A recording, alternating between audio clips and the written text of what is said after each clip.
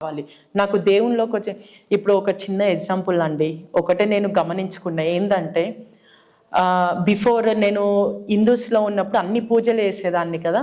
ఇప్పుడు నేను ఈ దేవునిలోకి వచ్చినాక నేను ఒకటి అబ్జర్వ్ చేయడం జరిగింది.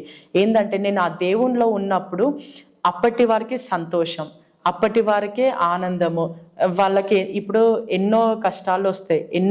ఎన్నో ఇబ్బందులే ఎవరికైనా మనుషులన్నప్పటికీ ఎవరికైనా వస్తుంటాయి. వచ్చినప్పటికీ ఆ టైంలో ఇప్పుడు ఒక మ్యారేజ్ అవుతే డీజేలో ఉన్నంత సేపు వాళ్ళు ఫుల్‌గా జోష్‌తో ఉంటారు. తర్వాత ఆ ప్రోగ్రామ్ అవన్నీ సెలబ్రేషన్ అవన్నీ అయిపోయినాక మళ్ళా తెల్లారి వాని కష్టం వానిదే. మళ్ళా ఎట్లా ఏందనేది వాళ్ళు బాధపడుతుంటారు.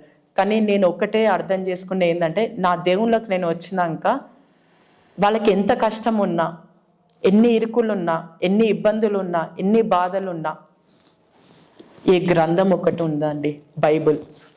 ఇది చదివితే మనుషుల సహాయం వ్యర్థం. మనుషులతో మనకు సంబంధం లేదు.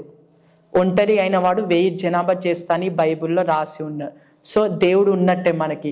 ఎన్నో టెన్షన్స్ ఎన్నో ఉన్నా కూడా మనకి ఒక పీస్ ఉంటది.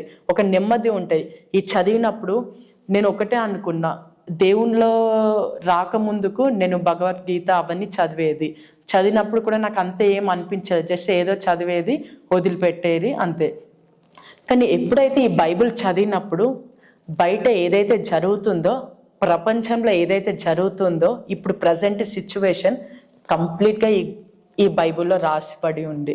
అది ఎవ్వరికీ తెలియదు. ఏందంటే దేవుని రుచి చూసి దేవునిలోకి వచ్చిన బిడ్డలకే, బైబిల్ చదివిన బిడ్డలకే తెలిసి ఉంటది. ఇంకా